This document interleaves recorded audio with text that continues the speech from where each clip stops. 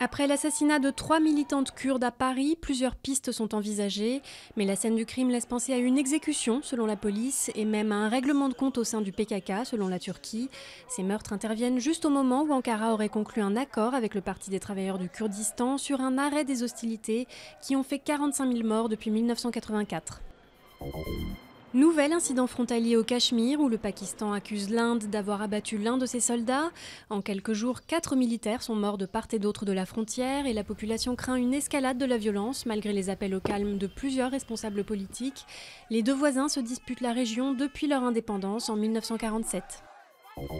Les droits des Saoudiennes défendus par un proche du pouvoir, surnommé le Prince Rouge pour ses opinions libérales, le demi-frère du roi Talal Ben Abdelaziz réclame le droit de conduire pour les femmes et apporte sa voix à la campagne lancée par des militantes en 2011.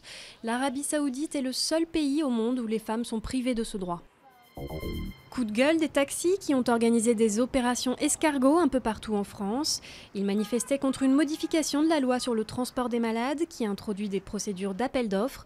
Les chauffeurs de taxis indépendants craignent de se faire évincer par de grands groupes pouvant casser les prix, alors qu'en zone rurale, les transports de patients peuvent représenter jusqu'à 90% de leur chiffre d'affaires. Top départ de la course aux Oscars avec l'annonce des nominations, le Lincoln de Spielberg par favori devant l'Odyssée de Pi d'Angly et Amour de Michael Haneke.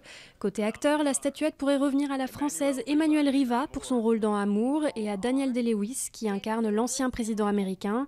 Fin du suspense le 24 février.